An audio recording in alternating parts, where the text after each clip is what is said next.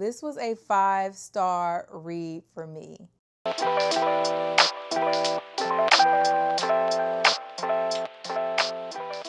From April through June, I have read 68 books. I know, that's crazy, okay? I have literally been in my book bag. And while I have been in these book streets, I have had several books that I have just thoroughly enjoyed.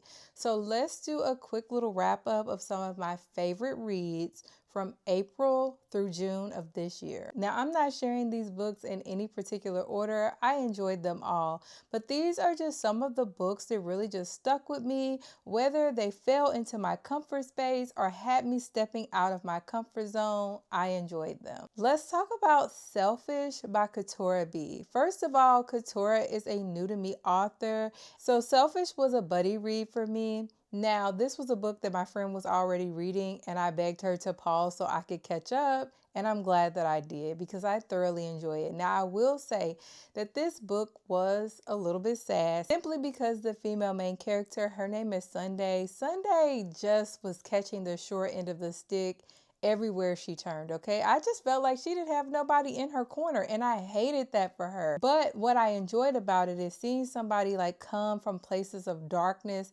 into places of light. Her mother was trash. If I make a video listing all of the trash mothers that I have read in these books, Sunday's mama is going on that list because she absolutely deserves some hands. And the thing that drew me into Sunday's story is that she really only wanted to survive and like make her life better, and she continued to hit all of these different roadblocks, and people just kept betraying her, okay?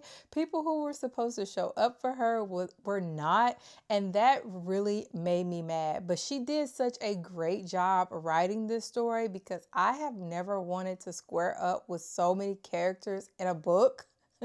And that says a lot, okay? And I would give Selfish a solid 4-star read. It was great. Another college love story by Siobhan Latrice. Now, let me just tell you now, if you don't like a messy book, I'm talking about next level mess, this probably not going to be the book for you, okay? Because there was so much mess in this book. And I was just kind of at a time where I needed to read something with some mess.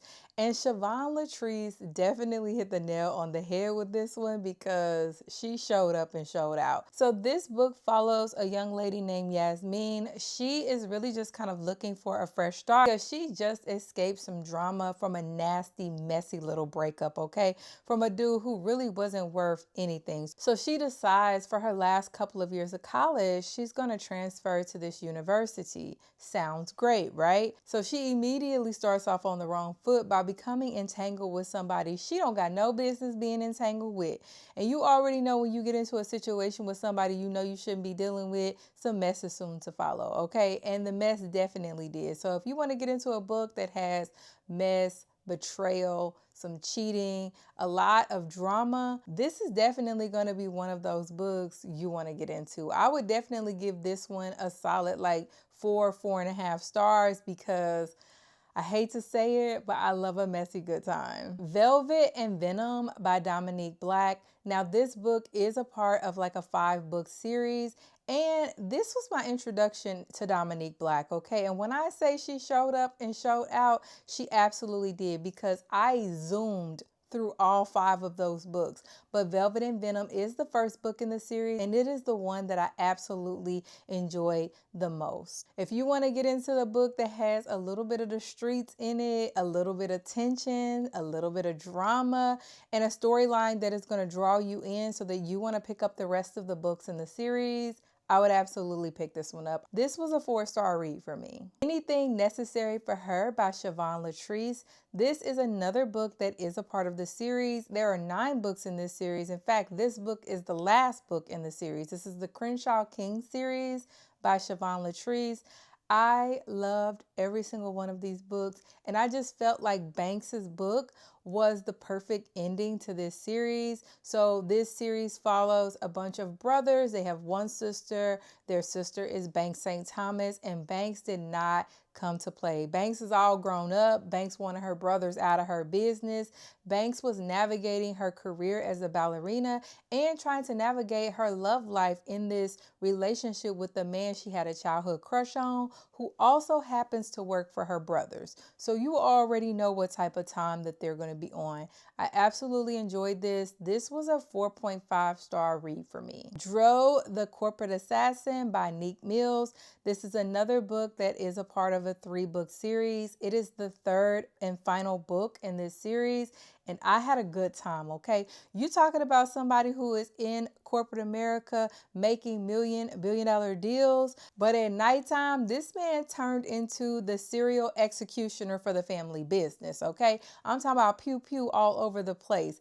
And Venom was just the woman for him. I enjoyed seeing their love story unfold. I enjoyed the little bit of like action drama that occurred in the storyline, and the series eased down. So if you want to get into a series where the men are in corporate boardrooms but also in the streets, this is definitely one I would read. This was a 4-star read for me. The Remedy to the Madness by Aubrey Penn. Now, I have talked about this book so many times. I'm sure Aubrey Penn wants me to stop talking about it. But that is just how much I enjoyed this book. If you want to get into a story where you have a female and a male main character, they got a little tension. They're not seeing eye to eye in the beginning. You want a book that touched on mental health and disability awareness and kind of caring for a family member with a disability while trying to navigate life after loss, life after struggle. This is definitely one of those books that I would read. I absolutely enjoyed this book. It was a 5-star read for me. Direbound by Sable Sorensen. Now, I told y'all I was getting into new stuff, okay? I hopped into romantasy,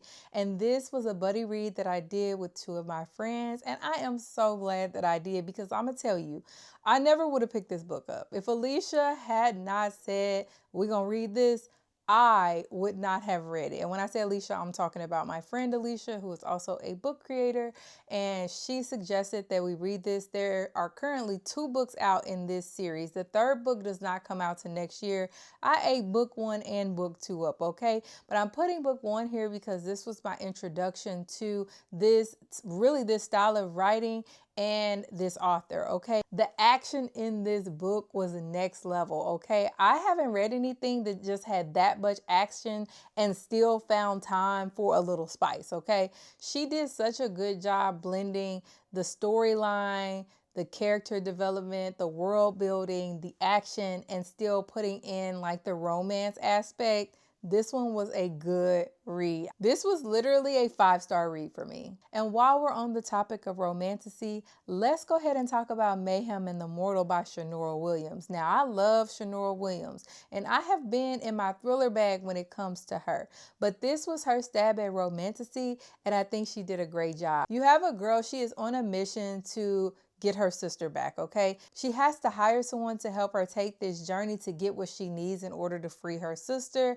And so this story kind of takes you along that journey and their relationship. They got a whole little motley crew that joins them on this journey. You got some secrets that are being held, things that are going to be revealed, and it was a good little wild time. This was like a 4.5-star read for me. I absolutely enjoyed it. The Curse of Hester Gardens. Now, this was actually my first attempt at like a horror book, okay? If you know me, I don't do scary, okay?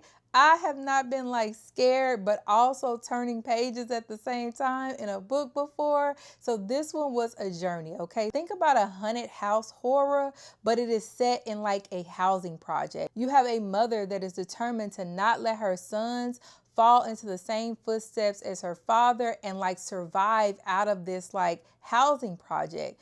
But it's haunted. Things are happening. People are missing. People are unalived, okay? And she is determined, okay, to get them out of here so that they don't fall into the same traps as other men that surrounded them. It's giving secrets and a little bit of scary, and I would absolutely give this a 4.5 stars. I told y'all I stepped into some women's fiction because I read The Seven Daughters of Dupree by Nikisha Elise Williams. This was another buddy read for me, and it was also my introduction to this author, but I absolutely loved it, okay? If you want to get into a story that is multi-generational, has multiple point of views, has a very well-developed storyline, you want to deal with stories that navigate loss, navigate romance, navigate finding yourself and family issues, this is 100% the book I would pick up. This was a 5-star read for me. Now, I don't know about you, but I still have tons of things on my list to read,